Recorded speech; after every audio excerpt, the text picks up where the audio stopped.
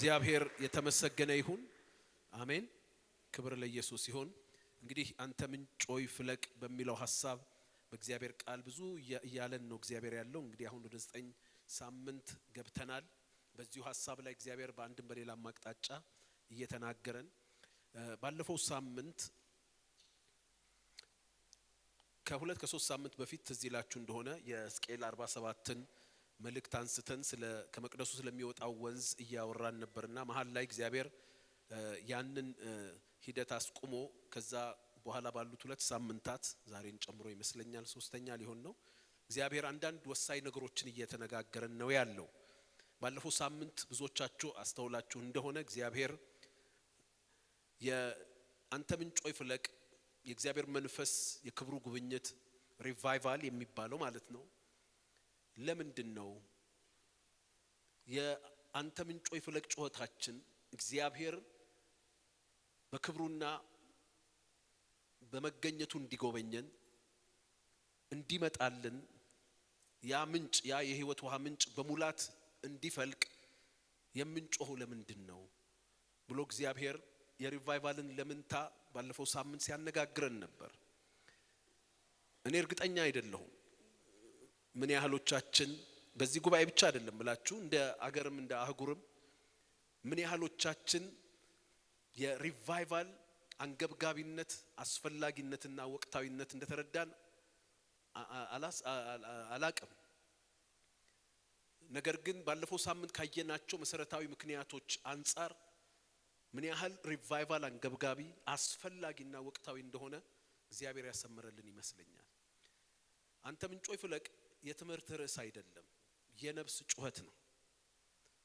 ከቃሉ ጋር የምንገናኘው መልእክቶች የምናመጣው የምንሰማው የምንቀርበው ይሄ ጩኸታችን በእግዚአብሔር ፈቃድ የተቃኘ እንዲሆን ነው። እግዚአብሔር የሚለውን እየሰማን ጩኸታችን በፈቃዱ እንዲቃኝ ነው። ዛሬም በአንድ አቅጣጫ ምናልባት ጌታ ቢፈቅድ 2 ሐሳብ ነው ያለ። የሚቀጥለው ሳምንት አንደኛውን ጌታ ቢፈቅድ እናደርጋለን። ዛሬ የምናየው አንድ ነገር ለጸሎት የምንጠብቀው ሪቫይቫል መልክ ምንድነው? ለምን የሚለውን ባለፈው ሳምንት እግዚአብሔር ነካክቶልናል። ምክንያቱም በየዘመናቱ እግዚአብሔር የሚያስነሳው ሪቫይቫል የየራሱ መልክ አለው። በዚህ ዘመን ሊያስነሳ የፈቀደው ሪቫይቫል መልክ ምንድነው? አንተ ምንጭ ሆይ ፍለቅ ሪቫይቫል ይሁን፣ የመንፈስ ቅዱስ የክብር ጉብኝት ይሁንልን እያልን ነው። ግን እግዚአብሔር ትልቅ ነው። በየዘመናቱም ራሱን የሚገልጥበት በመንፈሱ የሚገለጥባቸው የራሱ መልኮች አሉ። እግዚአብሔር የሚያስነሳው ሪቫይቫል በፈቃዱ ይወሰናል። እኛም በፈቃዱ ዕውቀት ካልተቃኘ ጸሎታችን የምኞት ጩኸት ነው የሚሆነው፣ የፈቃዱ ጸሎት አይሆንም። አንደኛ ዮሐንስ ምዕራፍ 5 ቁጥር 14 ላይ እግዚአብሔር ቃል እንዲህ ይላል፣ በእርሱ ዘንድ ያለን ድፍረት ይህ ነው፣ እንደ ፈቃዱ አንዳች ብንለምን ይሰማናል። የኛም የሪቫይቫል ጩኸት የአንተ ምንጭ ሆይ ፍለቅ ጩኸታችን ከእግዚአብሔር ፈቃድ መረዳት መነሳት አለበት። ከምንፈልገው ከምናቀው ነገር ሳይሆን እሱ ከሚፈልገው አንፃር መቃኘት አለበት የሪቫይቫል ጩኸታችን። አንዳንድ ጊዜ እግዚአብሔር እንዲመጣበት የምንፈልገው መልክ አለ። ካነበብኑ ሊሆን ይችላል። እኔ በዚህ ነገር ብዙ ፈተናለሁ። በታሪክ ካነበብኳቸው ሪቫይቫሎች አንፃር ከተለያዩ ነገሮች አንፃር እንዲህ ቢመጣልን እላለሁ እግዚአብሔርን። አንዳንዶቻችሁም በአንድም በሌላም ሁኔታ መጽሐፍ ቅዱስንም ይሁን ታሪክንም አንብባችሁ whatever በአንድም በሌላም ምክንያት እግዚአብሔር እንዲህ በሆነ መልክ ቢመጣ የምንልበት የሪቫይቫል ጥበቃዎች ይኖሩናል። ነገር ግን የእግዚአብሔር መንፈስ ጉብኝት ሪቫይቫል በእግዚአብሔር ፈቃድ ቅኝት እርሱ በሚፈልገው መልክና መንገድ የሚመጣ ነው፣ እኛ በምንፈልገው አይደለም። ሃሌሉያ። ትንቢተ ዘካርያስ ምዕራፍ 10 ቁጥር 1 ላይ እንዲህ ይላል እግዚአብሔር ቃል፣ በኋለኛው ዝናብ ጊዜ ከእግዚአብሔር ዘንድ ዝናብን ለምኑ እግዚአብሔርም መብረቅ ያደርጋል፣ እርሱም የበልግን ዝናብ ለእያንዳንዱ ሜዳው ሳርን ይሰጣል ይላል። በኋለኛው ዝናብ ጊዜ ከእግዚአብሔር ዘንድ ዝናብን ለምኑ። ምናልባት እኔ የምፈልገው ፀሐይ ሊሆን ይችላል። ሌላም የአየር ጠባይ ይሆናል። ነገር ግን በዚህ ወቅት የእግዚአብሔር ፈቃድ ዝናብ መስጠት ነው። ፀሐይም መጥፎ አይደለም፣ ነፋስም መጥፎ አይደለም። ምናልባት አንዳንድ ሰው ንፋስ ሊፈልግ ይችላል፣ ፀሐይ ሊፈልግ ይችላል። እዚህ ላይ ግን እግዚአብሔር አለ በኋለኛው ዝናብ ጊዜ ከእግዚአብሔር ዘንድ ዝናብን ለምኑ፣ እርሱም ያን ያደርጋል። የእግዚአብሔር ፈቃድ እሱ የሚፈልገው ነው። እሱ በዘመን ውስጥ የቀጠረው ያዘዘው ነገር ነው። ወገኖቼ በምን አይነት ጥልቅና ግልጽ ቋንቋ እንደምነግራችሁ አላውቅም። የእግዚአብሔር መንፈስ ጉብኝት ግን በደጅ ነው። እግዚአብሔር የወሰነው የደነገገው የጉብኝት ጊዜ በደጅ ነው። ከዚያ ጋር በእውነት ለመገናኘት በዚህ ዘመን ልታስነሳው የፈለከው የሪቫይቫል መልክ ምንድነው? እኛ የምንፈልገው አለ። እኔ ቢመጣበት ብዬ የምመኘው ካነበብኳቸው የሪቫይቫል ታሪኮች ከመጽሐፍ ቅዱስ አንዳንድ መረዳቶች እያንዳንዳችንም በአንዳንድ የእግዚአብሔር መንፈስ አገላለጦችም ነፍሳችን ተጽዕኖ ውስጥ ወድቃለች እና ያ ነገር በእኛም ዘመን ወይም በእኛም ቤት በእኛም ህይወት ቢሆንልን የምንላቸው ነገሮች አሉ። እነዛ የምንላቸው ሁሉ ነገሮች መጥፎዎች ሆነው አይደለም፣ የምንፈልጋቸው ናቸው። ሪቫይቫል ግን እግዚአብሔር በሚፈልገው በፈቃዱ ቅኝት በዘመኑ በደነገገው መልክ ነው የሚመጣው። እግዚአብሔር ይመስገን። አሜን። ብዙ ጊዜ ግን እኛ እግዚአብሔር ከሚፈልገው ከፈቃዱ መረዳት አንፃር ሳይሆን ከምንፈልገው ነገር አንፃር ነው እግዚአብሔር እንዲመጣልን የምንሻው።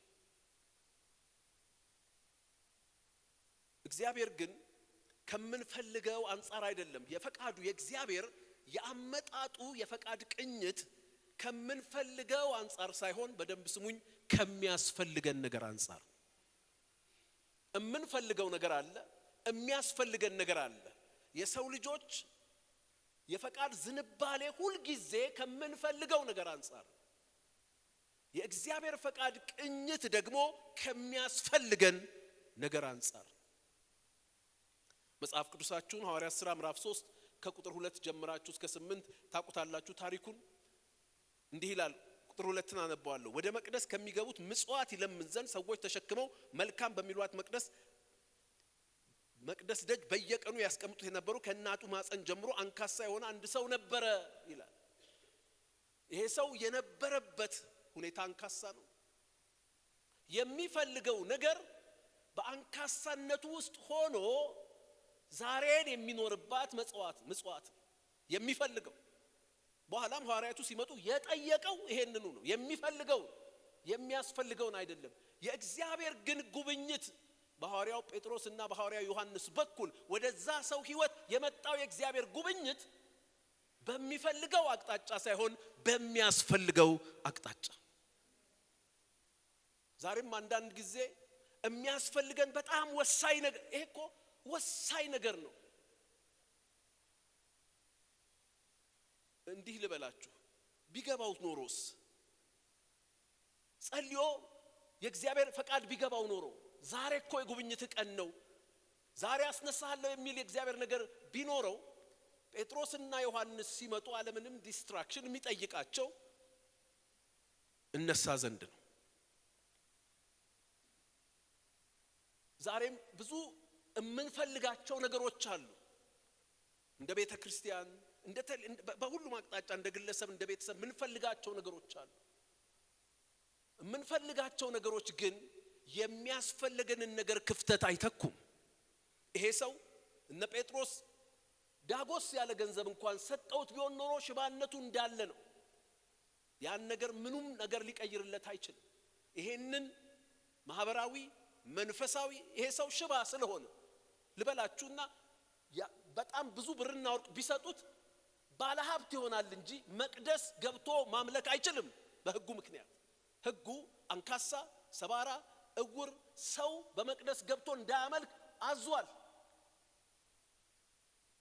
ይሄ ሰው ባለ ጠጋ ሆኖ ግን ከእግዚአብሔር ያው በደጅ በዚያው በመልካም በምትባለው የደጅ ሰው ይሆን ነበር። ዛሬ እግዚአብሔር የሪቫይቫሉን ወይም የመንፈሱን ጉብኝት የቃኘው ፈቃዱ በሚያስፈልገን ነገር አቅጣጫ ነው። አሜን። ሮሜ ምዕራፍ 12 ላይ እግዚአብሔር ቃል ሲናገር የእግዚአብሔርን ፈቃድ እርሱም በጎና ደስ የሚያሰኝ ፍጹም የሆነ ነገር ምን እንደሆነ ፈትናችሁ ታውቁ ዘንድ አያችሁ። የእግዚአብሔርን ፈቃድ ብዙ ጊዜ ማወቅ ቀለል ያለን የሚመስለን ከምንፈልገው አንፃር ብቻ ስለምናስበው ነው። መፈተን በአይምሮ መታደስ በታደሰ አይምሮ መፈተን ይፈልጋል የእግዚአብሔር ፈቃድ። አይ እግዚአብሔር ሆይ ከምፈልገው ይልቅ እንደ ፈቃድ የሚያስፈልገኝን ነገር እንድለይ ይርዳኝ። የእግዚአብሔርን ፈቃድ ፈትናችሁ ታውቁ ዘንድ ኤክሰርሳይዝ አለው። በታደሰ አይምሮ በስሜታዊ ወይም ደግሞ በስጋዊ አይምሮ ሳይሆን በታደሰ አይምሮ አዎ የምፈልገው ይሄን ነው፣ አዎ የምፈልገው ይሄን ነው፣ አዎ የሚፈልገው ይሄን ነው። ነገር ግን ጌታ ሆይ ባላየው እንኳን ባላስተውለው እንኳን የሚያስፈልገኝን የያዘውን የፈቃድን ዕውቀት አገኝ ዘንድ ብለ ምንልበት የታደሰ አይምሮ ያስፈልገናል። ሃሌሉያ! ኢየሱስ ያድናል። እንግዲህ የእግዚአብሔር ፈቃድ ከምንፈልገው አንፃር ሳይሆን ከሚያስፈልገን አንፃር ከተቃኘ በዚህ ዘመንም የሚመጣው የሪቫይቫል መልክ ከሚያስፈልገን አንፃር ከሆነ በዚህ ዘመን የሚያስፈልገን ምንድነው የሚያስፈልገን? በግለሰብ፣ በቤተሰብ፣ በቤተክርስቲያን፣ በማህበረሰብ፣ በአገር፣ በዘመን ደረጃ የሚያስፈልገን ነገር ምንድነው?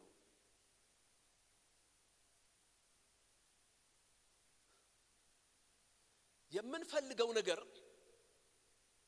ከትርፍ ጋር የተያዘ ነው። የሚያስፈልገን ነገር ግን ከህልውና ጋር የተያዘ ነው። የምንፈልገው ነገር ከትርፍ ጋር የተያዘ ነው። እንፈልገዋለን እንጂ አያስፈልገንም ያ ነገር። የሚያስፈልገን ነገር ግን ኤግዚስቴንሻል ነው፣ የህልውና ጉዳይ ነው። ምንድነው የሚያስፈልገን? እንደ ግለሰብ፣ እንደ ቤተሰብ፣ እንደ ቤተ ክርስቲያን ምንድነው የሚያስፈልገን? አሁን እግዚአብሔር ይምጣበት ብለን በራሳችን ቅኝት የምንቀርጸው የሪቫይቫል እና የጉብኝት መልክ ከዚህ ፍላጎታችን አንፃር ከተቃኘ ምንድነው የምንጠብቀው?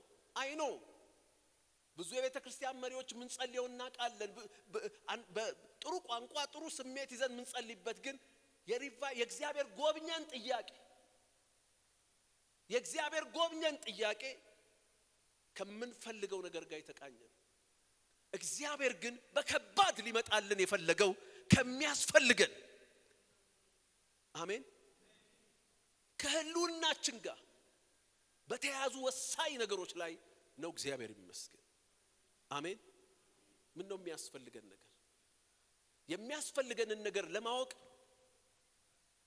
ያለንባቸውን ችግሮች፣ ቀውሶች፣ ህጸጾች መሰረታዊ መንስኤ መረዳት አለብን። የሚያስፈልገንን ለማወቅ የሚያስፈልገንን ነገር ለማወቅ እንደ ግለሰብ፣ እንደ ቤተሰብ፣ እንደ ቤተክርስቲያን፣ እንደ ማህበረሰብ፣ እንደ አገር፣ እንደ ዘመን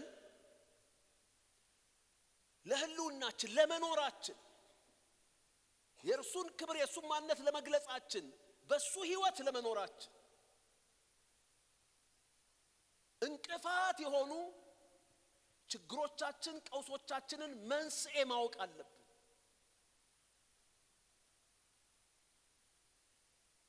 ምንድነው መንስኤያችን? ምንድነው ዋናው ነገር? ዛሬ እንደ ግለሰብ፣ እንደ ቤተሰብ፣ እንደ ቤተክርስቲያን፣ እንደ ማህበረሰብ፣ እንደ አገር፣ እንደ ዘመን ላለንባቸው ሽባነቶች፣ ውስብስብ ችግሮች፣ ውድቀቶች፣ ዝቅጠቶች፣ ጥፋቶች፣ ግራ መጋባቶች የዳረገን የነዚህ ሁሉ ቀውሶቻችን መሰረታዊ መንስኤ ምንድነው? በህይወትሽ ይሄ ሰውዬ እንዴት ነው ያልተገነዘበው? ሽባነት እኮ ሽባነት ብቻ አይደለም እሱ በሚኖርበት ዘመን በሁሉ ነገር ደጅ ተቀማጭ ነው። ከመቅደሱ ብቻ አይደለም። እንዲህ አይነት ሰው ቤተሰብ የለውም፣ እንዲህ አይነት ሰው ስራ የለውም፣ እንዲህ አይነት ሰው አምልኮ የለውም። በዚያ ዘመን በነበረው አውድ ማለት ነው። ግን በዚያው ነገር ውስጥ ሆኖ በዚያው ሽባነት ውስጥ ሆኖ ግን እለት የሚኖርባትን ምጽዋት ነበረ የሚፈልገው። የሚመጣለት ወደ መቅደስ የሚመጣውን ጉብኝት የሚጠብቀው በዚህ ቅኝት ነበር። ዛሬ እንደዛ አይደለም ወይ? በሽባነት ውስጥ በውድቀት ውስጥ በዝቅጠት ውስጥ ሆነን የምንጠብቃቸው እግዚአብሔር ቢመጣልን የምንላቸው ነገሮች ምንድናቸው? ምን ትርፍ አለው? እንደ ቤተ ክርስቲያን ልናገር፣ በየግላችሁ በየቤታችሁ በየስራችሁ በየያለው ነገር ራሳችሁን በእግዚአብሔር ቃል ይዩት። ነገር ግን እንደ ቤተ ክርስቲያን አሁን ምንስ ብንሆን እንደ ቤተ ክርስቲያን ምንም ነገር መጥቶ ንብረቱ መጥቶ ህዝቡ ሁሉ ነገር ቢመጣ ሁሉ ነገር ቢሆን አሁን ባለንበት ሽባነት ውድቀት ዝቅጠት ውስጥ ምንም ብንሆን ምን ትርፍ አለው? ምን ትርፍ አለው? እንደ ዘመን እንደ አገር እንደ ማህበረሰብም ማየት ትችላላችሁ። እኔ በዚህ ሳምንት እግዚአብሔር ሲናገረኝ የነበረው አንድ ነገር ነው። እመጣበታለሁ ያለውን የመንፈሱን ጉብኝት መልክ እንደተናገረኝ ይመስለኛል። ነፍሴ አርፋለች። የሪቫይቫል ጩኸት የምጮህበት አቅጣጫ ጠርቶልኛል። ዛሬ ከረዳኝ ጌታ እንዲጠራላችሁ ነግራችኋል። እንደየፍላጎታችን ሳይሆን እንደ ፍላጎቱ እንደሚያስፈልገን ፈቃዱ ቅኝት ጩኸታችን እንዲሆን እግዚአብሔር እመጣበታለሁ ያለው የሪቫይቫሉን መልክና ገጽታ ልንገራችሁ። ከችግራችን አንፃር ቅድም እንዳነሳሁት የሐሳብ ፍሰት ምንድነው መንስኤያችን? ምንድነው መንስኤው? የእግዚአብሔር መንፈስ እንደ ቃሉ በመንፈሱ ተናገረኝ ብዬ የማምነው አለመቀበል መብታችሁ ነው። እማምነው አንድ ነገር ነው ወገኖቼ፣ መጽሐፍ ቅዱስን አስደግፌ ነግራችኋለሁ። እግዚአብሔርን የመፍራት እጦት፣ እግዚአብሔርን የመፍራት ጉድለት በግለሰብ በቤተሰብ በቤተ ክርስቲያን በማህበረሰብ የብዙ ቀውሶቻችን መንስኤ በቃሉ አስደግፍላችኋለሁ። እግዚአብሔርን የመፍራት the fear of the Lord ይራት አዶናይ በዕብራይስጥ ሮሜ ምዕራፍ 3 ተመልከቱ። በእግዚአብሔር ቃል ከ11 እስከ 17 አንብቡት። ማዕት ቀውሶችን ይዘረዝራል። ተመልከቱት። እዛ ላይ ጽድቅ የለም አለ፣ አስተዋይ የለም፣ እግዚአብሔርን የሚፈልግ የለም፣ ሁሉ ተሳስተዋል፣ በአንድነት የማይጠቅሙ ሆነዋል፣ ቸርነት የሚያደርግ የለም፣ ጉሮሮአቸው እንደተፈተ መቃብር ነው፣ በመላሳቸው ሸንግለዋል፣ የእባብ መርዝ በከንፈሮቻቸው በታች አለ፣ አፋቸው እርግማንና መራነት ሞልቶበታል፣ እግራቸው ደምን ለማፍሰስ ፈጣኖች ናቸው። እንዲህ የሚላቸው ሃይማኖተኞቹን ሁሉ ጨምሮ ነው። ጥፋትና ጉስቁልና በመንገዳቸው ነው፣ የሰላም መንገድ አያውቁም። ለምን? ምንድነው መደምደሚያው? በዓይኖቻቸው ፊት እግዚአብሔርን መፍራት የለም። በክርስቶስ ኢየሱስ እውነትና ወንጌል የተገነቡ ስልጣኔዎች ማገራቸው የሚሰበረው ይሄ the spirit of the fear of the Lord እግዚአብሔርን የመፍራት መንፈስ ሲወገድ፣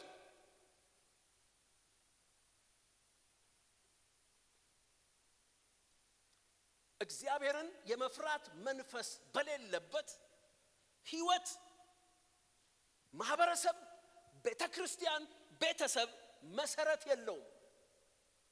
ጠቢቡ ሰለሞን በመክብብ መጽሐፉ ላይ ሁሉን ነገር አየ፣ መረመረ፣ ሁሉን ነገር አየ። መክብብን ሲጽፍ ወድቆ ተነስቶ ነው። በቃ በብዙ ነገር ውስጥ አልፏል። ከዚያ እንዲህ አለ። አዲሱ መደበኛ ትርጉም ላንብብላችሁ። መክብብ ምዕራፍ 12 ቁጥር 13 እና 17 13 እና 14 እነሆ ሁሉ ነገር ከተሰማ ዘንድ አለ የነገር ሁሉ ድምዳሜ ይህ ነው። This is the conclusion of all matters። ስሙኝ አለ። ስለ ህይወት ስለ ሁሉ ነገር ጠቢቡ ሰለሞን በህይወት ጉዞም በውድቀት ሁሉ ካየ እግዚአብሔር በሰጠው ጥበብ ሁሉን ነገር ከመዘነ በኋላ ይሄ ነው የነገር ሁሉ መደምደሚያ ያለ እግዚአብሔርን ፍራ ትእዛዞቹን ጠብቅ ይህ የሰው ሁለንተናዊ ተግባር ነውና እግዚአብሔርን መፍራት ሙሴም ለእስራኤል ልጆች እግዚአብሔርን እንዲከተሉ እንዲወዱት እንዲያመልኩት እንዲታዘዙት ከመናገሩ በፊት ዘዳግም ምዕራፍ 10 ከቁጥር 12 ጀምራችሁ ታነቡ እስራኤል ሆይ አሁንስ አምላክን እግዚአብሔርን ትፈራ ዘንድ ብሎ ነው የሚጀምረው ትወድ ዘንድ ቀጥሎ ይላል ታመልከው ዘንድ ቀጥሎ ይላል ከመውደድም ከማምለክም በፊት ከእግዚአብሔር ጋር ያለ መስተጋብር መሰረትና መነሻ እግዚአብሔርን መፍራት ሃሌሉያ እግዚአብሔርን መፍራት በሌለበት ልብ እግዚአብሔርን መፍራት በሌለበት ቤት እግዚአብሔርን መፍራት በሌለበት ቤተክርስቲያን እግዚአብሔርን መፍራት በሌለበት ማህበረሰብ እግዚአብሔርን መፍራት በሌለበት አገርና ዘመን ከላይ ሮሜ 3 ላይ ተጠቀስኳቸው ነገሮች ሁሉ አሉ መልሶ ሮሜ 3 ጻድቅ የለም እግዚአብሔርን የሚፈልግ የለም ቸርነት የሚያደርግ የለም ጉሮሮአቸው እንደተከፈተ መቃብር ነው ተመልክቷል እነዚህ ሁሉ ክራይሲሶች ግለሰባዊ ቤተሰባዊ ማህበራዊ ቤተክርስቲያናዊ ሁሉ ነገሮች መሰረታቸው አንድ ነው ፐርስፔክቲቫቸው ውስጥ እግዚአብሔር የለም በአይናቸው ፊት ማለት ግንዛቤያቸው ግምገማቸው እይታቸው ሁሉ ከእግዚአብሔር ፍርሃት የወጣ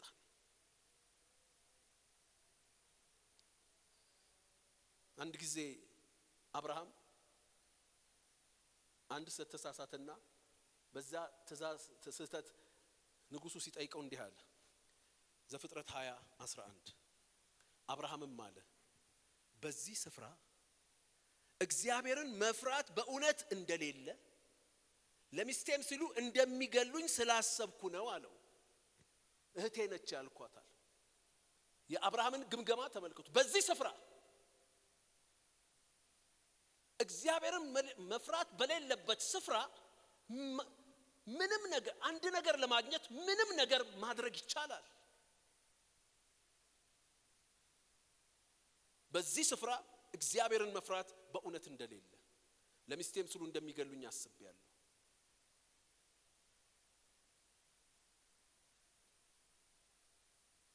እግዚአብሔር በእኛ የተነቀፈበት እኛም በአሕዛብ መካከል ለስድብ የሆንበትም መሰረታዊ ምክንያት ነህምያ ሲናገር ነህምያ ምዕራፍ 5 ቁጥር 9 ላይ ድህነታቸው አይደለም ሌላ ነገራቸው አይደለም ምን አለ ደግሞም አልኩ አለ የምታደርጉት ነገር መልካም አይደለም ጠላቶቻችን አሕዛብ እንዳይሰድቡን አምላካችንን በመፍራት ተሄዱ ዘንድ አይገባምን የስድባችን ምክንያት ክፍተቶቻችን አይደሉም ችግሮች እነዚህ ከላይ ያሉ ምንላቸው ነገሮች አይደሉም እግዚአብሔርን የመፍራት መንፈስ ሲጎድል የትኛውም ስፍራ ግለሰብ ቤተሰብ ማህበረሰብ አገር ዘመን አንድ ነገር ለማግኘት ጥቂት ነገር ለማግኘት የሚረባም የማይረባም ነገር ለማግኘት የማያደርጉ አለ ለሚስቴ ሲሉ ዛሬ ተመልከቱ ወገኖቼ እግዚአብሔርን መፍራት በልብ ውስጥ ለሌለው ሰው የትኛውም አካሄድ የጸደቀ ነው አንዳንድ ጊዜ ከሰዎች ጋር ስትነጋገሩ የእውነት እግዚአብሔር መፍራት ከሌለ ለሁሉ ነገር ማብራሪያ ያለው ለሁሉ ነገር ማመካኛ ያለው ለሁሉ ነገር ሁሉ ነገር አለው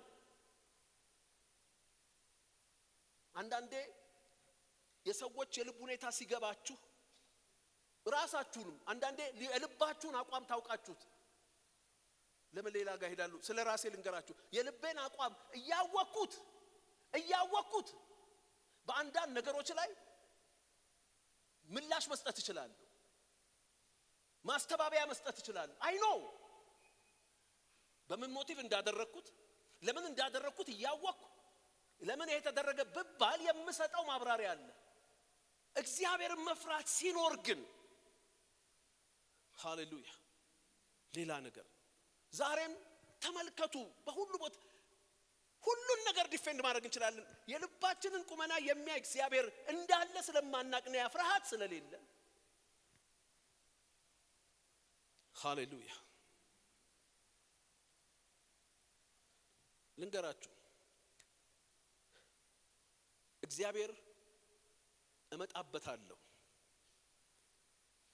እጎበኝበታለሁ ያለው የሪቫይቫል መልክና ገጽታ እግዚአብሔርን የመፍራት መንፈስ። እግዚአብሔር ይሄ የአንድ ሰው የልብ ቁመና ለውጥ አይደለም። this is an atmospheric change መጣበታለሁ በኋላ እግዚአብሔርን የመፍራት መንፈስ ህይወት ላይ ይመጣል። እንደ ልብህ ትሄዳለህ። እንደ ልብህን በመንገድ ላይ ታደርጋለህ። መንገድህና ልብህ አይለያይ። ምክንያቱም you have that spirit governing over. ሃሌሉያ መጽሐፍ ቅዱሳችን ስለ እግዚአብሔር መንፈስ አገላለጽ ሲናገር ትንቢተ ኢሳይያስ ምዕራፍ 11 ስለ መሲሁ ነው የሚናገረው። ከቁጥር 1 ጀምሮ እንዲህ ይላል፣ ከእሴይ ግንድ በትር ይወጣል፣ ከስሩም ቁጥቋጦ ያፈራል። መሲሁን ነው። የእግዚአብሔር መንፈስ የጥበብና የማስተዋል መንፈስ፣ የምክርና የኃይል መንፈስ፣ የእውቀትና እግዚአብሔርን የመፍራት መንፈስ ያርፍበታል። እግዚአብሔርን በመፍራት ደስታውን ያያል ይላል። ክብር ለኢየሱስ ይሁን። ብዙ ሰዎች እንደሚናገሩት ይሄን መጽሐፍ ቃል እንደሚተረጉሙት በመሲሁ ላይ የእግዚአብሔር መንፈስ የሚያርፍበት መሲሁ ታውቃላችሁ ክሪታችን ኢየሱስ ክርስቶስ is revival incarnate ስጋ የለበሰ ሪቫይቫል። አሜን። መለኮት በአካል የተገለጠበት የእግዚአብሔር ድንቅ ጉብኝት ነው የናዝሬቱ ኢየሱስ። እና በሱ ላይ የተገለጠውን በኋላም በአካሉ ላይ የሚቀጥለው በሱ ላይ ያረፈውን በኋላም በአካሉ ላይ የሚቀጥለውን የመንፈሱን አመጣጥ የመንፈሱን አገላለጥ ሲናገር 7 ነገሮች ይናገራል። የእግዚአብሔር መንፈስ ያርፍበታል ይላል። እነዚህ 7 መናፍስቶች ሳይሆኑ የእግዚአብሔር መንፈስ በየዘመኑ ላይ በክርስቶስ ኢየሱስ ዘመን በዚህ ሙላት ተገለጠ። በየዘመናቱ ግን በቤተ ክርስቲያን በኩል በዚህ ሙላት አይገለጥም። በተለያየ ገጽታው ይገለጣል። የእግዚአብሔር መንፈስ አለ። ሐዋርያት ሥራ ምዕራፍ 2 ላይ የሆነው ይመስለኛል የእግዚአብሔር መንፈስ እንዳለ የመጣው ፐርሰኑ የመጣው ማለት ነው።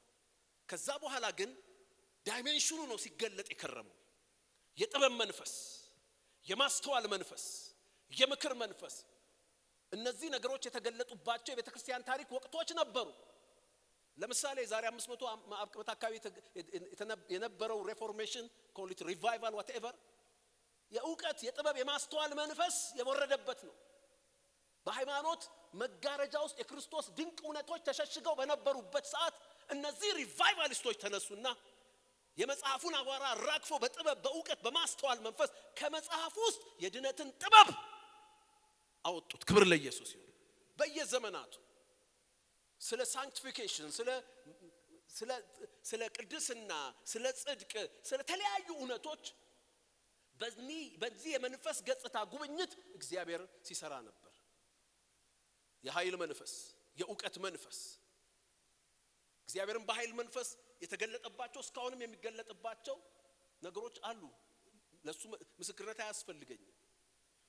ከዚያ አለ የእውቀት መንፈስ፣ ከዚያ እግዚአብሔርን የመፍራት መንፈስ። ይሄኮ ከዛ በኋላ የነገሮችን ውጤት ሲያይ ደግሞ እግዚአብሔርን በመፍራት ይላል ደስታውን ያያል። በምን የጥበብ መንፈስ አለ፣ የኃይል መንፈስ አለ፣ የምክር መንፈስ አለ። ግን ደስታውን የሚያየው ማለት ሙሉ ፍሬውን የሚያየው ግን በምንድነው አለ? እግዚአብሔርን በመፍራት መንፈስ። አንዳንድ የመጽሐፍ ቅዱስ ተርጓሚዎች እንደዚህ አይነት አጻጻፎች ሲኮንሻል ቅደም ተከተላዊ ናቸው ይላሉ። ልክ እንደ 7ቱ አብያተ ክርስቲያናት ከኤፌሶን ተነስቶ ሎዶቅያ ላይ ሲመጣ 7ኛው የዘመን መጨረሻው ቤተ ክርስቲያን ሎዶቅያዊ ነች ይላሉ። ሲኮንሻል እና አሁንም የእግዚአብሔር መንፈስ የዘመን መጨረሻ የጉብኝት አቅጣጫ እግዚአብሔርን የመፍራት መንፈስ ነው። በጥበብ መንፈስ፣ በኃይል መንፈስ፣ በእውቀት መንፈስ ያላገኘናቸውን ማየት የሚገባንን ደስታችንን የሱ ደስታ እኛን ማየት ነበረ። የኛ ደስታ ምን ማየት ነው? ማን ማየት ነው የሚነግረኝ? የሱ ደስታ እኛን ማየት ነው። እግዚአብሔርን በመፍራቱ ይሄን ደስታውን አየ። የእኛስ ደስታ ማንን ማየት ነው? ክርስቶስ ኢየሱስን ማየት ነው። አሜን በሉ እስቲ በደም። እሱን ማየት አይደለም ወይ ደስታችን? አይደለም ወይ ደስታችን? ከሱ ባለፈ የምናገኛቸው የሚሆኑልን ነገሮች ሁሉ ፍጹም ደስታ ያሳዩንም። የሱን ውፊት፣ የሱን ክቡር ፊት፣ ሃሌሉያ፣ ዘመንን የሚዘጋውን ጠላትንም የሚቀብረውን የሱን ፊት ማየት የደስታችን ፍጻሜ ነው። እሱን የሚያመጣው ደግሞ ይሄ የመንፈስ ጉብኝት ነው። እግዚአብሔር በጌታ በኢየሱስ ስም የእግዚአብሔርን የመፍራት መንፈስ ጉብኝት ያደርግልናል።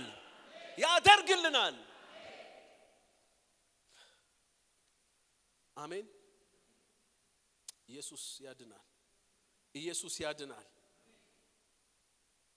አልተሰማኝም።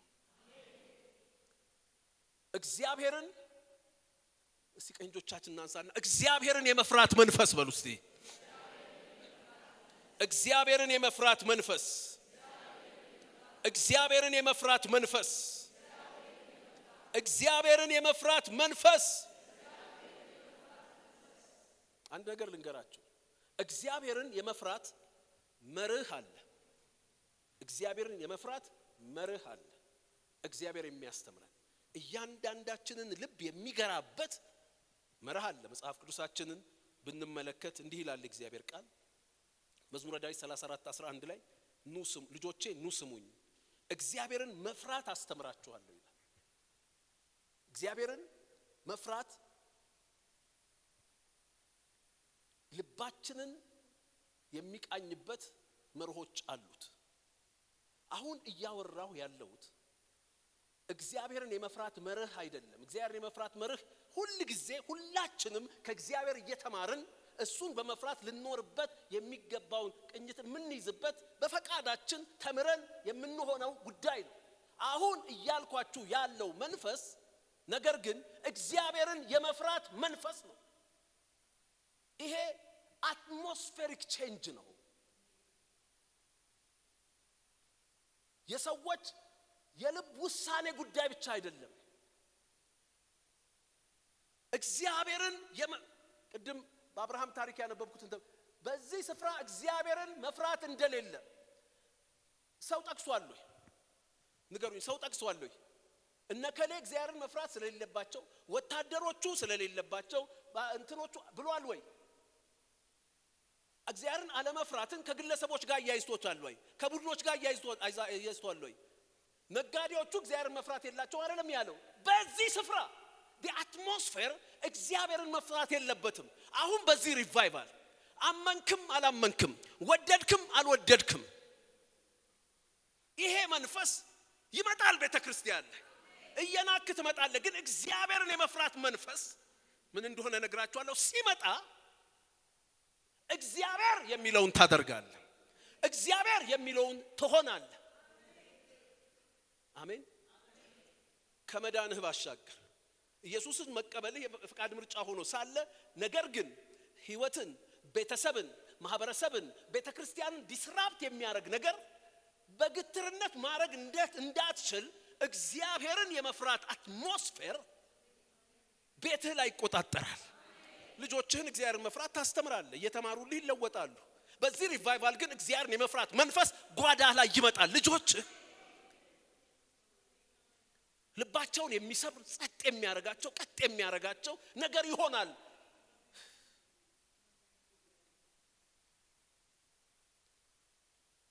ባለስልጣናት እንደኔ ፓስተሮች፣ መጋቢዎች ምናምን እግዚአብሔርን የመፍራት አትሞስፌር ባለበት መዘላበድ አንችልም፣ መዋሸት አንችልም፣ ማስመሰል አንችልም።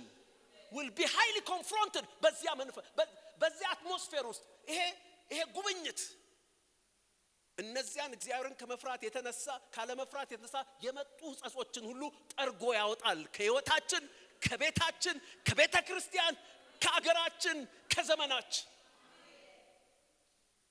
እግዚአብሔርን የመፍራት መንፈስ እጆቻችሁን ከፍ አድርጉ እግዚአብሔርን የመፍራት መንፈስ አልተሰማኝም እኔ ሃሌሉያ አትሞስፌሩ ነው ሽፍት የሚያደርገው የሚመጣ ነገር አለ ወገኖቼ ይሄ ሲመጣ የሚፈጥረውን ነገር በጥቂቱ ነግራችኋለሁ እየጸለይን አንድ ጊዜ ሙሴ ከእግዚአብሔር ጋር ሲሟገት ዘጸአት 19 ላይ እግዚአብሔር እንዲህ አለው እነሆ በከባድ ደመና እመጣልሃለሁ በከባድ ደመና እመጣልሃለሁ ከዛ ህዝቡንና ለሶስተኛው ቀን እንዲዘጋጁ ህዝቡ ያየ እግዚአብሔር ተራራው ይወርዳልና አዘጋጃቸዋለሁ በሶስተኛው ቀን ህዝቡ ሲያዩ እግዚአብሔር በሲና ተራራ ላይ ወረደ ያ የጠየቀው የለመነው በከባድ ደመና እመጣልሃለሁ በኢየሱስ ክርስቶስ ስም አሁንም በከባድ ደመና ይምጣልን that is revival እመጣልሃለሁ ህይወት ትግል አይሆንብህ ለኔ መኖር ትግል አይሆንብህም አሜን እስራኤል መስራት መንግስቴን ማስፋት አይሆንብህ እመጣልሃለሁ ህዝቡ ሁሉ ካንተ ሲነጋገር እንዲሰሙ ለዘላለም እንዲያምኑብህ በከባድ ደመና እመጣልሃለሁ ከዚያ መጣ እግዚአብሔር ዘጸአት 20 ላይ እንዲህ ይላል መጣ ቁጥር 20 ላይ ብቻ ላንብባት 20 ሙሴም ለህዝቡ እግዚአብሔር ሊፈትናችሁ ኃጢያትም እንዳትሰሩ እርሱን መፍራት በልባችሁ ይሆን ዘንድ መጥቷልና አትፍሩ እሱን መፍራት በልባችሁ ይሆን ዘንድ መጥቷልና አትፍሩ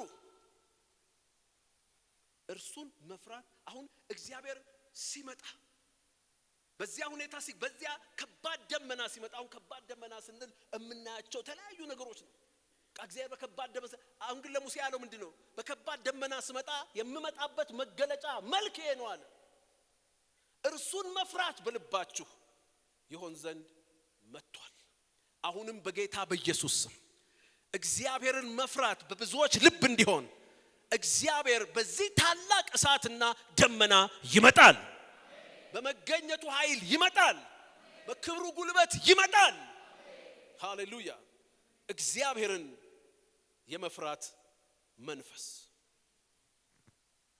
የኛም ጩኸት ይሄ ነው ነብዩ ኢሳይያስ ምዕራፍ 64 ላይ በእግዚአብሔር ቃል ሲናገር ቀውጢ በሆነበት ሰዓት እንዲህ ብሎ ጮኸ ሰማዮችን ቀደህ ምን ነው ብትወርዳል ሰማዮችን ቀደህ ምን ነው ብትወርድ ለምን ተራሮች ምን ነው ቢናወጡ ስምህ ለጠላቶች ይገለጽ ዘንድ አሕዛብ በፊት ይንቀጥቀጡ ያልተጠባበቀ ነው የክብር ሥራ ባደረግ ጊዜ ወረድክ ተራሮችን በፊት ተንቀጠቀጡ እያለ ተራሮችን ማን ነው ሰማያትን ቀዶ የሚወርድበትን መንፈስ ገጽታ ሲናገር ይሄን የእግዚአብሔርን ፍርሃት በህዝቡ ድንዛዜ በህዝቡ ስህተት የተናቀው የተጠላው የእግዚአብሔር ስም ላይ ክብር እንዲመጣ የእግዚአብሔርን መፍራት በአሕዛብ ላይ በህዝቡ ላይ ብቻ ነው በአሕዛብ ላይ እንዲመጣ ወገኖቼ አሁን ክርክራችንም ድብድባችንም መነቃቀፋችንም ባል በሚስት ላይ ሚስት በባል ላይ ልጆች በቤተሰብ ላይ ቤተሰብ በልጆች ላይ ቤተክርስቲያን ከቤተክርስቲያን አገልጋይ ከአገልጋይ አገር ከአገር ፖለቲካ ከፖለቲከኛ ብሔር ከብሔር ያለው ነገር ሁሉ ይሄ ሁሉ መነቋቆር ይሄ ሁሉ ነገር መሰረታዊ መንስኤው እግዚአብሔርን የመፍራት መንፈስ ስላልገዛብን አዎ እግዚአብሔርን መፍራት በቃሉ እንማራለን እየተማረን ልባችንን እሱን በመፍራት እንዲኖር እንገዛለን አሁን ግን የጉብኝት ጉዳይ ነው እግዚአብሔርን የመፍራት መንፈስ ዘመናችንን ይወርሳል ቤተክርስቲያንን ይወርሳል ቤታችንን ይወርሳል ህይወታችንን ይወርሳል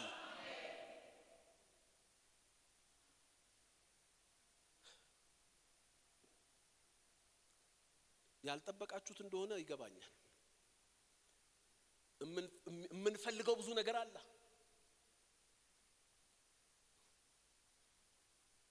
የምንፈልገው ብዙ ነገር አለ። የምንፈልገው እንደ ግለሰብ፣ እንደ ቤተሰብ፣ እንደ ቤተክርስቲያን ብዙ ነገር አለ የምንፈልገው። በዛ ቅኝት እንዲመጣልን ፈለግን። እሱ ግን እንዲህ ነው የምመጣው። የነገር ሁሉ ስር ይሄ ነው። የሁሉ ነገር መደምደሚያ ይሄ ነው። እግዚአብሔርን መፍራት ካለ እግዚአብሔርን ካለ መፍራት የተነሳ የመጡ ነገሮች ሁሉ ይገለበጣሉ። እግዚአብሔርን በመፍራት መንፈስ ድባብ ውስጥ መኖር ያለውን ሙሉ በረከት የእግዚአብሔር ቃል ሲናገር እንዲህ ይላል። ተመልከቱ። ሃሌሉያ። ምሳሌ 19:23 እግዚአብሔርን መፍራት ወደ ሕይወት ይመራል፣ የሚፈራውም ጠግቦ ይኖራል፣ ክፉ ነገርም አያገኘው። ሃሌሉያ። ይሄ ሁሉ ሙላት አለበት። እግዚአብሔርን የመፍራት መንፈስ ዘመን ላይ ሲወድቅ፣ ትውልድ ላይ ሲወድቅ፣ ቤተክርስቲያን ላይ ሲወድቅ፣ ማህበረሰብ ላይ ሲወድቅ እንዲህ አይነት መልካም ነገሮች አሉት። እግዚአብሔርን መፍራት ወደ ሕይወት ይመራል፣ የሚፈራውም ጠግቦ ይኖራል፣ ክፉ ነገርም አያገኘውም። ክብር ለኢየሱስ ይሁን። ፕሮቴክሽን አለ፣ ፕሮቪዥን አለ፣ ሕይወት አለ። መኖር ብቻ አይደለም፣ ሕይወት አለ። ኢየሱስ ያድናል። አሜን።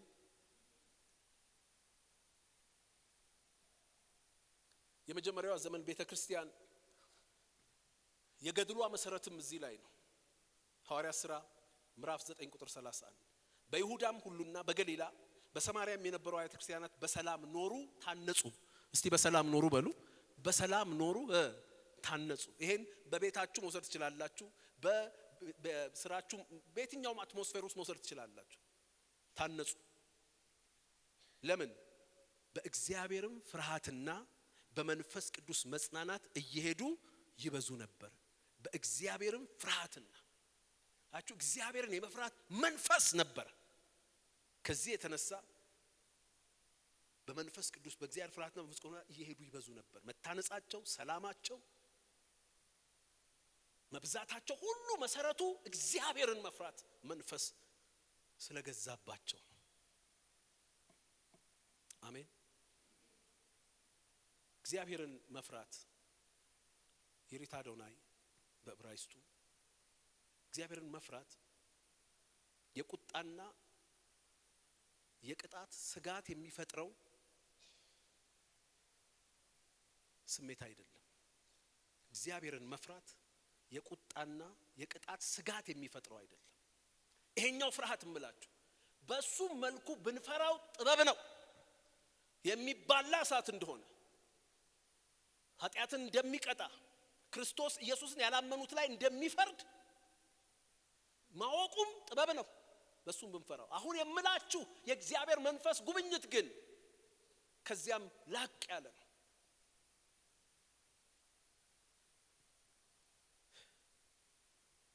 ይሄ እግዚአብሔር በመገኘቱ በሚገልጠው የእግዚአብሔር ግርማ፣ የእግዚአብሔር ክብር፣ የእግዚአብሔር ቅድስና መገለጥ የሚፈጠር የአክብሮት የክብደት መንፈስ ነው። እግዚአብሔርን መፍራት የቁጣና የቅጣት ስጋት የሚፈጥረው አይደለም። አንዳንድ ነገር ትፈራላችሁ። ትራፊክ ትፈራላችሁ። ለምን ነው ትራፊክ የምትፈሩት? ትራፊክ ምን ፈራው? ቁጣ ቅጣት እንዳይመጣብን የቅጣት ስጋት ነው። ልጆች ቤተሰቦቻቸውን ይፈራሉ። የቁጣ ስጋት ነው። እሱ አይደለም አሁን የሚላችሁ እግዚአብሔር። ነገር ግን በመገኘቱ ልክ በእነ ሙሴ እንዳደረገው በመገኘቱ እግዚአብሔር ሲመጣ ከሚገለጥበት ግርማ፣ ቅድስና፣ ሃሌሉያ ክብር የተነሳ የትኛውም አይነት ሰው ይሁን እሱ ስለመጣ እሱ በመንፈስ ሲገኝ በአይኑ አያየው፣ በእጁ አይነካው፣ ግን ያ ክብደት ሲመጣ የሚፈጠር ሪቨረንስ and weight ነፍስ ቸል አትለውም። አፍ የፈለገውን ሊል ይችላል፣ አይምሮ የፈለገውን ሊያስብ ይችላል። ነፍስ ግን ቸል አትለውም። በዚህ አምላክ ፊት የግርማው ሽታ፣ የግርማው ውበት፣ የቅድስናው ጸዳል የሚፈጥረው ነገር አለ። እሱ ነው የሚመጣው። እሱ ነው የሚመጣው። እሱ ነው የሚመጣው። እጆቻችሁን ከፍ አድርጉና እግዚአብሔርን የመፍራት መንፈስ በሉ እስቲ።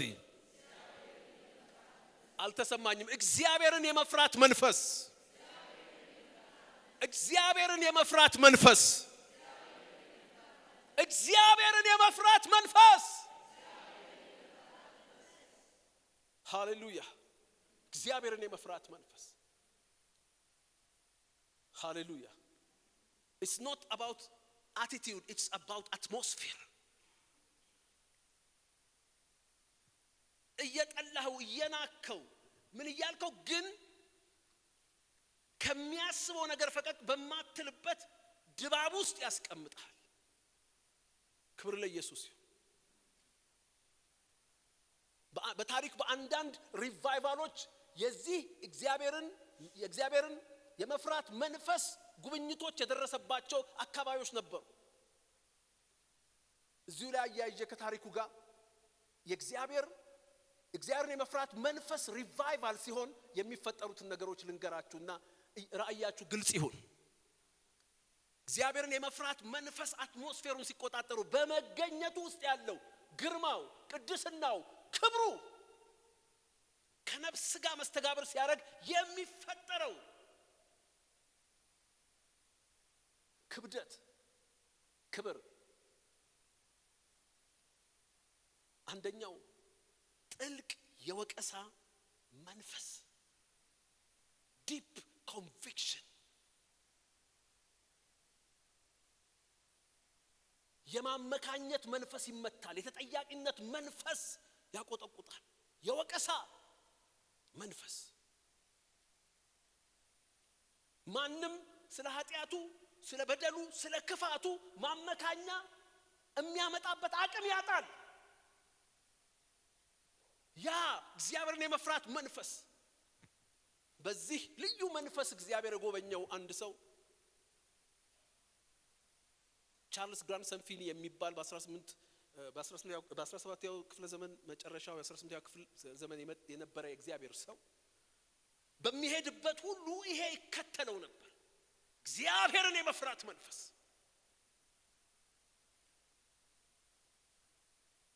ሪቫይቫል ኢትዮጵያና የመጨረሻው መጨረሻ በሚለው መጽሐፍ ፓስተር በቀለ ወልደ ኪዳን ጽፈውታል። እና አንድ ጊዜ ካገለገለ በኋላ አንድ ፋብሪካ ነበርና ኒውዮርክ ውስጥ ነው። እና ያን ፋብሪካ ለመጎብኘት ሄደ። ለመጎብኘት ሲሄድ በዛ ፋብሪካ ውስጥ የነበሩ ብዙ ሰራተኞች ነበሩ። የትሬድ ሚል ነበረ ፋብሪካው። አልሰበከም፣ አልተናገረም። ነገር ግን እዚያ ቦታ እግሩ ሲረግጥ እግዚአብሔርን የመፍራት መንፈስ ስለነበረ አትሞስፌሩን የተቆጣጠረው ምን ይላል ታሪኩ ላይ ጽፍ። ሁለት ሴቶች ዞር ብለው አዩኝና እንደ መሳቅም ማረጉ። ከዛ አይናቸውን ሰበር አረጉ። ከዛ ወደ እነሱ መጣሁና እንዲህ አየኋቸው። ጥቂት ሳያቸው እኔ በማላቀው ምክንያት ወድቀው ማልቀስ ጀመሩ። ልክ እነሱ ማልቀስ ሲጀምሩ እኔ መኖሬን ማያውቁ እነዚህ ሰዎች ማልቀሳቸውን ማያውቁ እጥግ ያሉ ሰራተኞች ወድቀው ማልቀስ ጀመሩ። እያንዳንዱ ሰራተኛ ከ300 በላይ የነበረ ሰራተኛ ሁሉ ወድቆ ማልቀስ ጀመረ። የፋብሪካው ባለቤት ተጠራ። ምንድነው ሲል ኃጢአተኞች ነን፣ በደለኞች ነን። አንዳንዱም በደሉ መናገር ሲጀምር ሰውየው ፋብሪካውን አቁሙ፣ ከነፍስ በላይ ትርፍ አይበልጥማል። ስለዚህ ናስበክላቸው ተባልኳል። ለ300 ሰዎች ሰበኩ። 300 ሰዎችም በዚያ ስፍራ ጌታን ተቀበለዋል። ሃሌሉያ! ዛሬ በጌታ በኢየሱስ ስም ይሄ የወቀሳ መንፈስ ደሃን ሲበላ የማይሰቅቀው ባለስልጣን የእግዚአብሔርን የመፍራት መንፈስ ሲመጣበት ሃሌሉያ ቸግሮኝ ነው ብሎ አያመካኝም። ሲሾም ያልበላ ሲሻር ይቆጫል ብሎ አይተርትም። ያ መንፈስ ስለሚጫነው እጆቹን ከደሃ ላይ ያነሳል። አሜን በሉ ሲበደም በየትኛውም ስፍራ ያለ ማናቸውም ሰው ከዚህ መንፈስ ጉብኝት የተነሳ በወቀሳ መንፈስ ይወጋል። አሜን በሉ ሲበደም። አሁን እኮ መወቃቀስ አይቻልም። ማንን ይወቅሳል? ማንን ይወቅሳል? ይሄ መንፈስ ይምጣና ሁላችንንም ወቅሶ ለምህረት ደጅ ክፈትልን። ለይቅርታ ለንስሐ ደጅ ክፈትልን። ኢየሱስ ያድናል። ኢሳይያስ 6 ላይ የነብዩ ኢሳይያስን ታውቃላችሁ 6 ምዕራፍ ትንቢት የተነበየ ሰውዬ እግዚአብሔርን በከበረ ዙፋን ላይ ሲመለከተው ሌላ ምንም ያለው የለም። እግዚአብሔርን ሲያየው እኔ ከንፈሬ ረከሰብኝ ሰው ከንፈራቸው በረከሰ ሰዎች መካከል የምኖር አለ። ነብዩ በከንፈሩ የሚያገለግለው ትንቢት እየተናገረ የሚያገለግለው ሰውዬ ትንቢት የሚናገርበት ከንፈር እንኳን የረከሰ እንዲሆን ኮንቪክት ያደረገው። ዛሬ ትንቢት ከተናገርበት ከንፈር ምን ሌላ ነገር ይናገራል እኮ ሁሉም ነገር ታጸድቀዋለህ። እሱ ግን ከንፈሬ ያለ ከንፈሬ ዋና የአገልግሎት መሳሪያ በጌታ በኢየሱስ ስም ይሄ መንፈስ ያግኘን። ይሄ መንፈስ ዘመናችንን ያግኝ። ራዲካል ሴንስ ኦፍ አካውንታቢሊቲ ሃሌሉያ። በዚህ ሰው ይሁን በሌላ ሰው አገልግሎት አላውቅም። አይ ቲንክ ዌልስ በነበረ ሪቫይቫል ይመስለኛል። አዎ እና ወጣቶች ተሰበሰቡና አንድ ጊዜ ሄዱ ፖሊስ ጣቢያ ሄዶ ፖሊስን አዛዥ ጠርተው ጥፋተኞች ነን ወንጀለኞች ነን ይሉታል። ምንድነው ጥፋታችሁ? በቃ ጥፋተኛ እንደሆን ይሰማናል አሉት።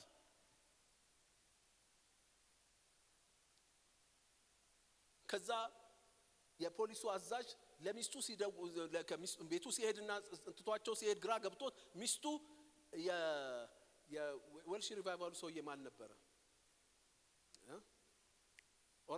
ኢቫን ሮበርትስ እና እሱ ከተማ እንደነበረ አወቀ።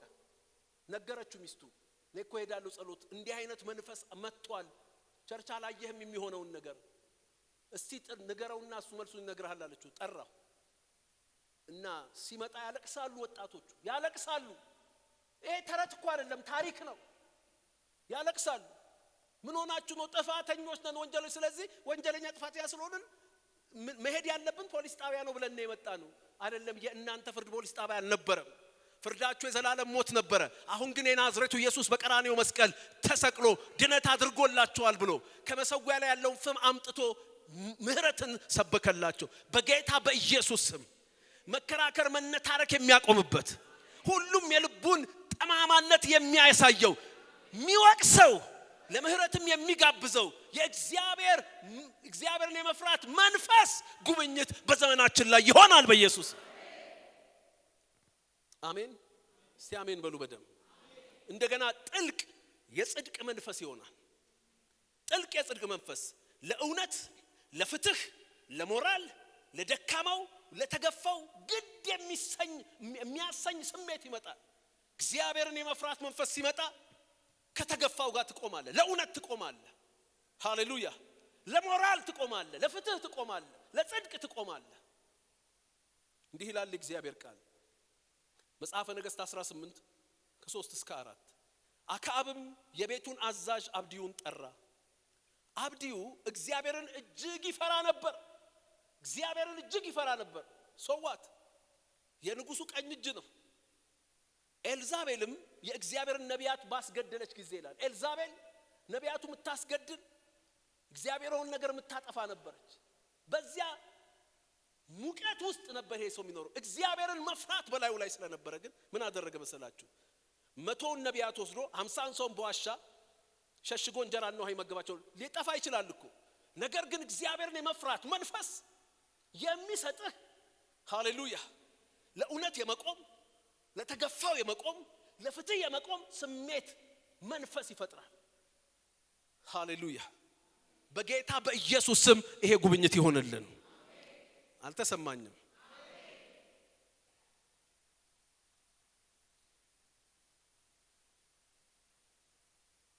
ሶስተኛው ጥልቅ የትህትና መንፈስ ሃሌሉያ።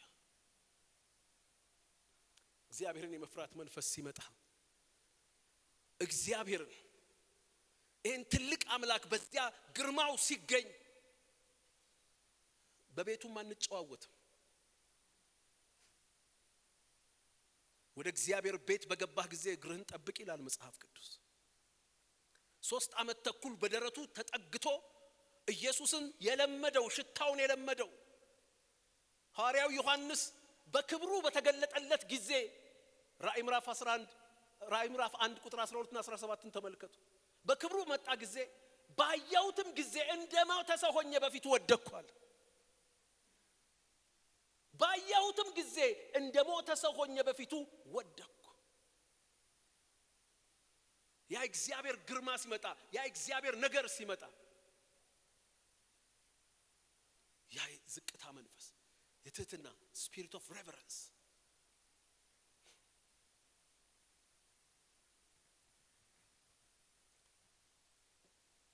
ሃሌሉያ። ሌላው ጠንካራና ቆራጥ የተልእኮ መንፈስ ማቴዎስ ወንጌል ምዕራፍ 10 ቁጥር 27 እስከ 31 እንዲህ ይላል። በጨለማ የምነግራችሁን በብርሃን ተናገሩ፣ በጨለማ የምነግራችሁን በብርሃን ተናገሩ፣ በጆሮ የምትሰሙትን በሰገነት ላይ ስበኩ። ትእዛዝ ነው። ወንጌልን ተናገሩ፣ የመንግስቱን ቃል ተናገሩ፣ ስበኩ፣ አውሩ፣ ተናገሩ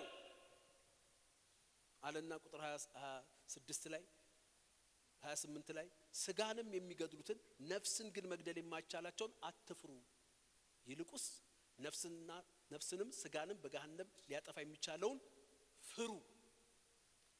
እግዚአብሔርን መፍራት ሲኖር ሰውን የመፍራት ሰይጣንን የመፍራት ወጥመድ ይወገዳል። ዛሬ በሰገነት ላይ እውነትን ቃል ማንናገረው ወንጌሉን ምንሸቅጠው ሰውን ስለምፈራ፣ ሰውን ለማስደሰት ነው። ሰውን ስለምፈራ አንድ ሰው እንዲህ አለኝ፣ ስለ መንፈሳዊ ውጊያ አንድ ቦታ ተማርኩና አለ። ከዛ በኋላ መገሰጽ ፈራኋል። ምክንያቱም እንዲህ አይነት መንፈሳዊ ውጊያ ለሰይጣን ጥቃት የሚል ትምህርት ተማርኳል። አጣቅሰው አስተማሩኛል። ሽባ ሆንኳል። በኢየሱስ ስም ማለት ፈራዋል የሚባልም ነገር ስላለ የመንፈሳዊ ውጊያ የተተረጎመበት ሌላ ለዘብተኛ መረዳት ስላለ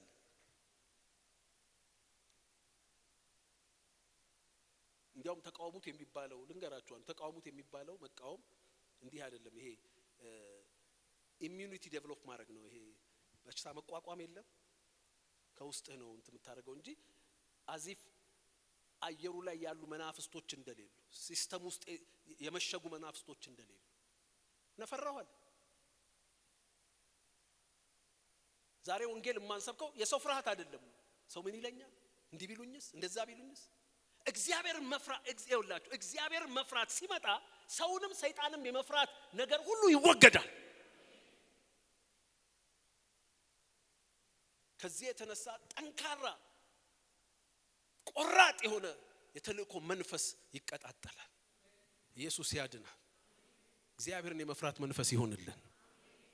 እግዚአብሔርን የመፍራት መንፈስ ይሆንልን። ብቻ መንፈስ ቅዱስ እንዲህ ብሏል። ሁለተኛውን ነገር ልክ እኔ ያስተዋልኩ የተረዳሁት የእግዚአብሔር መንፈስ ጉብኝት ልክ እርግብ በሁለት ክንፏ እየሰፈፈች ስትመጣ ሁለት ክንፍ እንዳላት አሁን ዛሬ አንዱን ክንፍ ነግሬያቸዋለሁ። ይሄ ሪቫይቫል እግዚአብሔርን በመፍራት መንፈስ የሚመጣ ነው።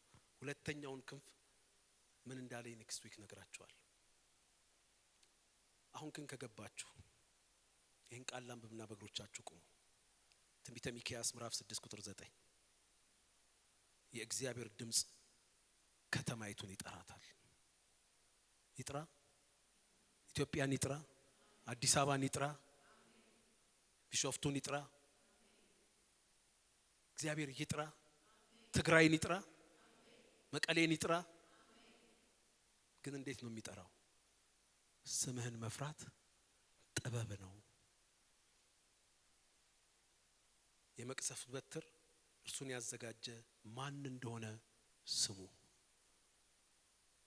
ስምህን መፍራት ጥበብ ነው፣ ስሙን መፍራት ጥበብ ነው እያለ ነው የሚጠራው። እግዚአብሔርን በመፍራት መንፈስ ከተማይቱን ይጎበኛታል። በእግሮቻችን እንቆማለን።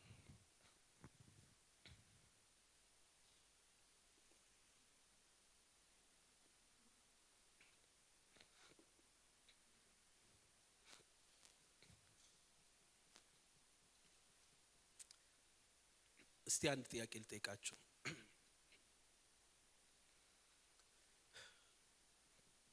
አንድ መስሪያ ቤት ብትሄዱና በጣም አስቸጋሪ የምትሉት መስሪያ ቤት ሄዱ እና እዛ ቤት ላይ እግዚአብሔርን የመፍራት መንፈስ ወርዶ ብታዩ ምን አይነት አገልግሎት የምታገኙ ይመስላችኋል? ምን አይነት አገልግሎት የምታገኙ ይመስላችኋል?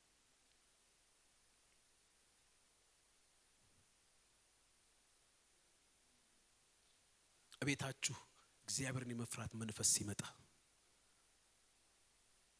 ልጆቻችሁ፣ ሚስቶቻችሁ፣ ባሎቻችሁ ምን አይነት ምላሽ የሚሰጡ ይመስላችኋል? ይሄ የስልጠና ጉዳይ አይደለም፣ የጉብኝት ጉዳይ ነው።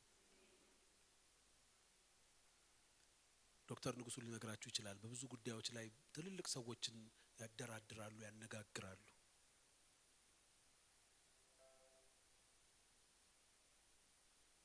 እንዲያውም በጣም በብዙ ክህሎትና ጥበብ መካከለኛ ቦታ ለመፈለግ ማያረጉት ጥረት የለም። እግዚአብሔርን መፍራት መንፈስ ሲመጣ ሁሉም ልቡ ይመረምረዋል፣ ልቡ ይወቅሰዋል። ስለዚህ ለኮመን ጉድ ራሱን መስጠት ይጀምራል። ይሄ መንፈስ ሲመጣ ወገኖቼ በህዝብ መካከል በወገን መካከል ያሉ መናቆሮች ሁሉም ልቡ እየወቀሰው አሁን ጌታን ስለመቀበል ለማወራችሁ እሱ ሌላ ስቴፕ ነው። መምጣት ይችላል እዛ ግን ስነሳ ያነበብኩላችሁ ሮሜ 3ን መልሰው ሮሜ 3 ላይ ያለውን ቃል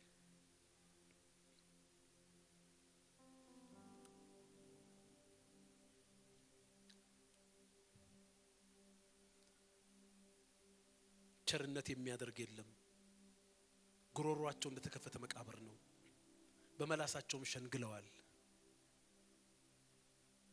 ውሸት ነው እኮ የሚያወሩት፣ ልባቸው ሌላ ነው። የእባብ መርዝ ከንፈሮቻቸው በታች አለ፣ አፋቸው እርግማንና መራነት ሞልቶበታል፣ እግሮቻቸው ደምን ለማፍሰስ ፈጣኖች ናቸው።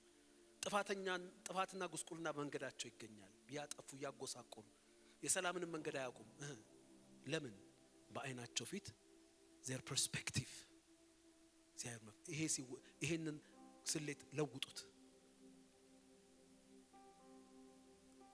ወገኖቼ። በጣም አስገራሚና አስደናቂ ጉብኝት ነው። አሁን ነው ስንቶቻችሁ ልብ እንደሞቀ አላውቅም። እግዚአብሔር ካለው ውጪ ግን ላሞቃችሁ መናገረው ነገር የለም። እመጣለሁ። እኔ አሁን አቅጣጫ አግኝቻለሁ። ጌታ ሆይ አንተን የመፍራት መንፈስ በመምጣት ይምጣ።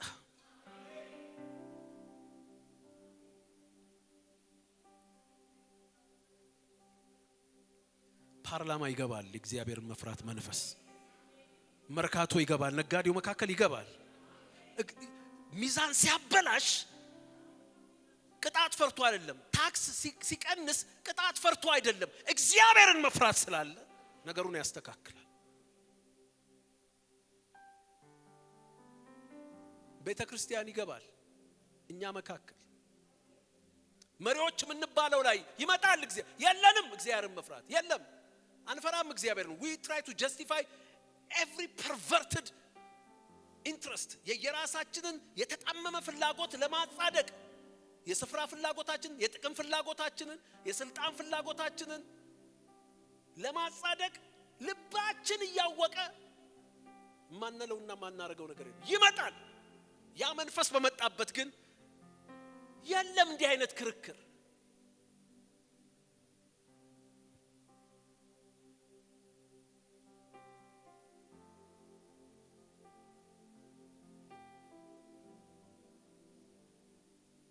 ህሊናን የሚያነቃ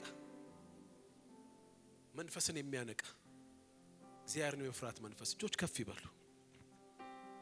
Revival is not about church growth. ስለ ቤተ ክርስቲያን እድገት አይደለም።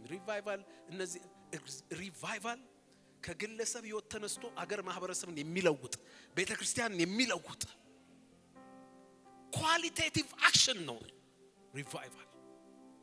ከሱ ጋር ነው ኳንቲቲው የሚመጣው። እጆች ከፍ ይበሉ።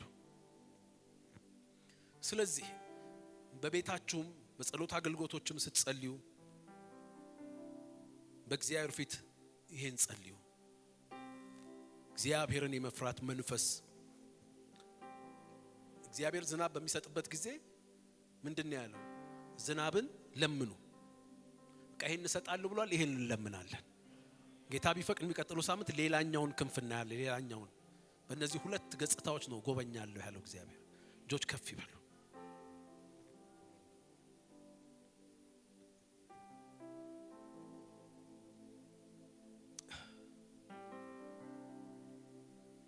እግዚአብሔርን የመፍራት መንፈስ፣ እግዚአብሔርን የመፍራት መንፈስ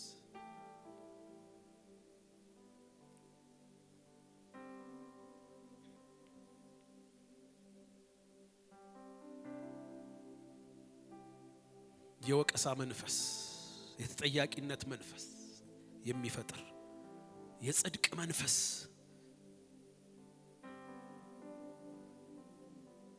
ለእውነት፣ ለፍትህ፣ ለሞራል፣ ለደካማው፣ ለተገፋው ግድ የሚያሰኝ መንፈስ፣ የመታዘዝ መንፈስ፣ የቅድስና መንፈስ፣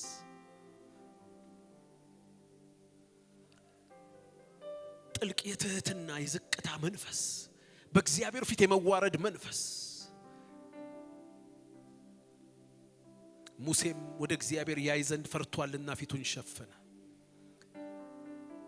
በእሱ ጉባኤ እሱ አለው ባለበት ስፍራ ስንገኝ ከግርማው የተነሳ ዝቅ የሚያረገን ትሁት የሚያረገን ስናገለግለው ዝቅ ብለን ፈርተን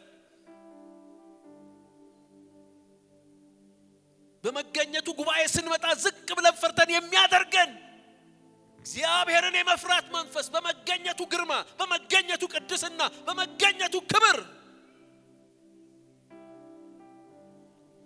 ጠንካራና ቆራጥ የእውነት ሰባኪዎች፣ የወንጌል ሰባኪዎች የሚያደርገን መንፈስ ከሰው ፍርሃት፣ ከጉባኤ ፍርሃት፣ ማምን ይለኛል ከሚል ፍርሃት፣ ይሄን ብል ይሄ የሚጠቅመኝ ሰው ይሄዳል ከሚል ፍርሃት፣ ከሰይጣን ፍርሃት ነፃ የሚያወጣ እግዚአብሔርን የመፍራት መንፈስ፣ እንደ እግዚአብሔር ልብ የመናገር የእውነትን ቃል የመናገር በአለቆቻችን ፊት ወንጌልን የመናገር እጆች ከፍ ይበሉ።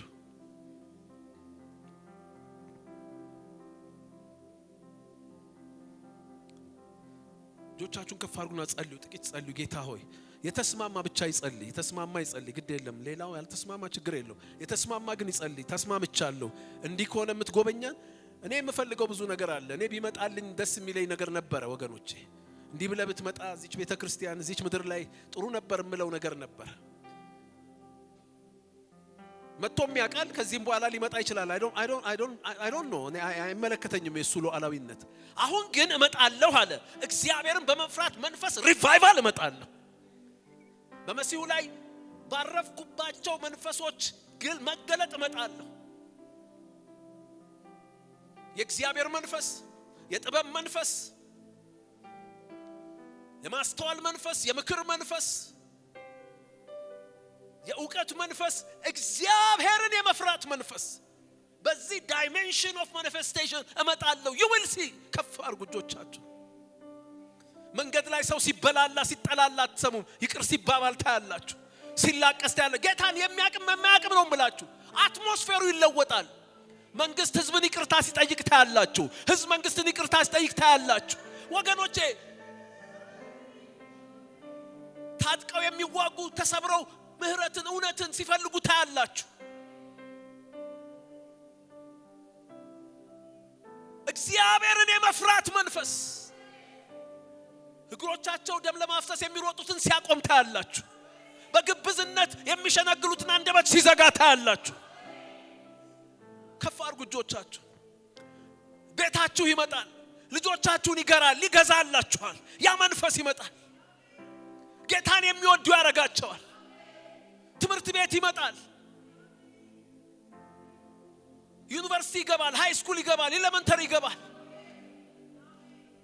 ልጆች ስለ ኃጢአተኝነታቸው ይወቀሳሉ፣ ያለቅሳሉ። መምህሮቻቸው ወንጌል ይነግሯቸዋል፣ ይጸልዩላቸዋል። ነጋዴው ጋር እግዚአብሔርን መፍራት ይገባል።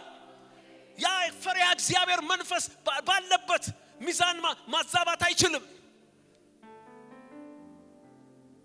ታክስ ማበላሸት አይችልም። ባለስልጣናት ጋር ይገባል። ማጭበርበር አይችሉም። ሰው ማስጨነቅ እንዳይችሉ ያደርጋቸዋል። እጆች ከፍ ይበሉ። ይመጣል ደግሞ ይዘልቅልን ዘንድ እግዚአብሔር ያርግልን። የአንድ ዓመት አይሁንብን፣ የሁለት ዓመት አይሁንብን፣ የሶስት ዓመት አይሁንብን፣ የአራት ዓመት አይሁንብን፣ የአምስት ዓመት አይሁንብን። ጌታ እስኪመጣ ድረስ እየጨመረ የሚሄድ ውሃ ይሁንልን በኢየሱስ። ከፍ አድርጉ እጆቻችሁ። ይመጣል ታላቁ ጌታ ባለ ግርማው ኢየሱስ ይመጣል። ይሄ ሪቫይቫል ታዲያ ከኢትዮጵያ ተነስቶ አፍሪካን፣ ኤዥያን፣ አውሮፓን መንካት ይጀምራል። እግዚአብሔርን የመፍራት መንፈስ፣ እግዚአብሔርን የመፍራት መንፈስ፣ እግዚአብሔርን የመፍራት መንፈስ። ውሸት መሆኑን እያወቁ ውሸት እግዚአብሔር አሁንም ይፈውሳል። አሁንም ምስጢርን ይገልጣል። እናምናለን፣ እናውቃለን። አሁንም ከአጋንንት ነፃ ያወጣል። ግን ውሸት እየሆኑ ያልተፈወሰ ተፈወሰ ብለው የሚናገሩበት ድፍረት ያገኙ። የእግዚአብሔር ፍርሃት ሲመጣ ልባቸው ትቀልጣለች፣ አንደበታቸው ትገራለች። በስድብ አይሆንም፣ አይሆንም ወገኖቼ። በመወጋገዝ ብቻ አይሆንም። አዎ እግዚአብሔርን መፍራት እናስተምራለን። ግን መንፈስ አለ። እግዚአብሔርን መፍራት መንፈስ የሚባል አለ። እጆች ከፍ ይበሉ። እባክህ ጌታዊ ቤቴ ላይና በሉት። ቤቴ ላይና፣ ከተማዬ ላይና፣ ምድሬ ላይና፣ ተቋሞች ላይና በሉት።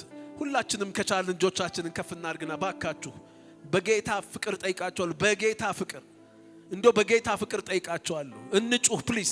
ምን መፍትሄ አለን ሌላ? እንዲሁ እንሙት እንዴ? በቃ እንዲሁ ይለፍ ነገራችን። በቃ እንዲሁ ያብቃ ዘመናችን። ህይወታችን እንዲሆኑ፣ ቤታችን እንዲሆኑ፣ አገልግሎታችን እንዲሆኑ፣ ዘመናችን እንዲሆኑ፣ ቤተክርስቲያን እንዲሆና ይብቃ ወይ ነገር ይምጣልን እንጂ። ስለዚህ እንጮሃለን።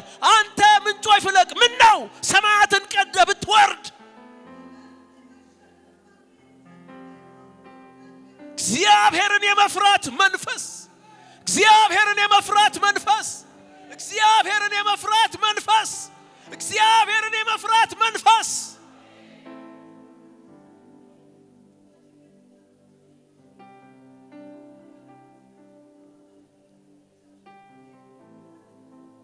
በስርዓቶቻችን ላይ ይምጣ። በቤተ ክርስቲያኖቻችን ላይ ይምጣ። በየቤታችን ላይ ይምጣ።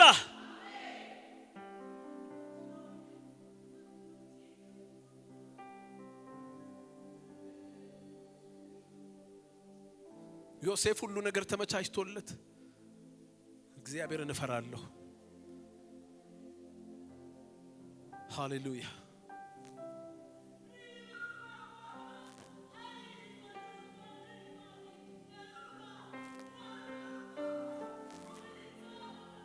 ጸልዩ ጸልዩ።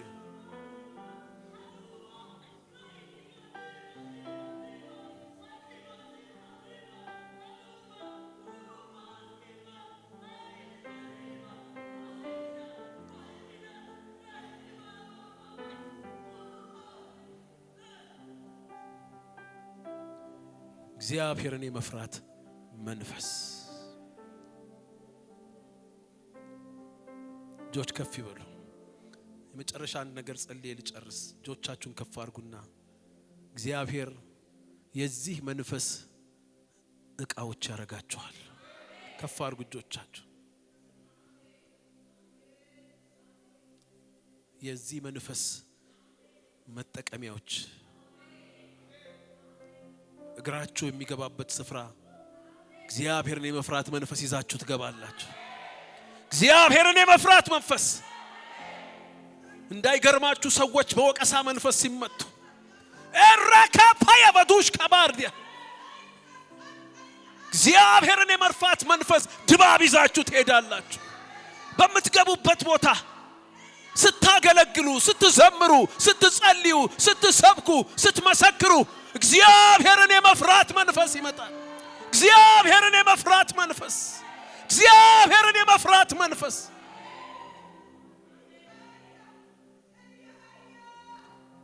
You will be carriers of this spirit.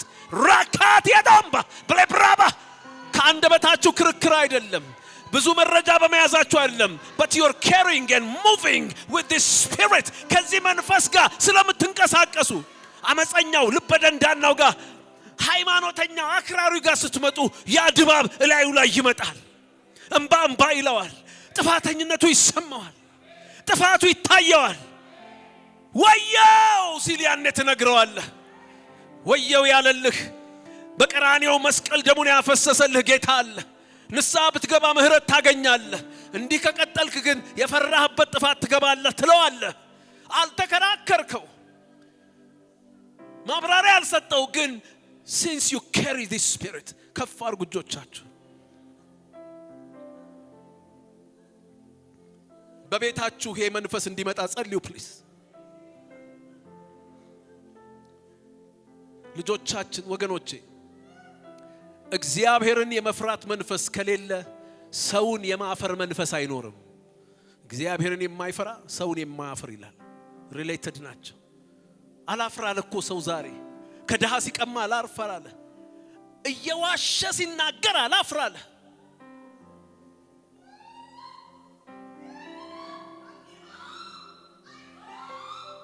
እግዚአብሔርን የመፍራት መንፈስ ሲመጣ ሰውን ማፈር ጆች ከፍ ይበሉ ራፓካ ፓትሪያ ኢየሱስ እናከብርሃለን እናመሰግንሃለን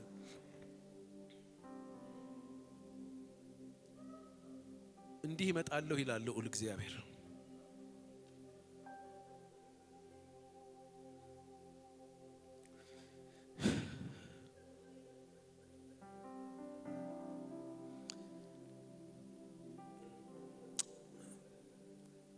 የኢትዮጵያን ቤተክርስቲያን እኮ እግዚአብሔር ጎብኝቷታል ወገኖች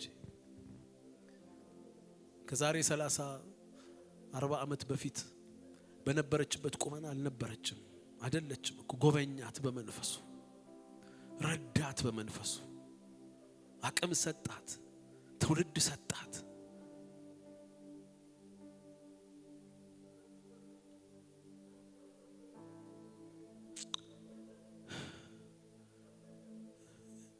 ግን ያን ደስታ አላየም እግዚአብሔርን የመፍራት መንፈስ ያርፍበታል ካለ በኋላ እግዚአብሔርን በመፍራቱ ደስታውን ያያል ይሄ መንፈስ ደስታችንን ፍጹም ያደርጋል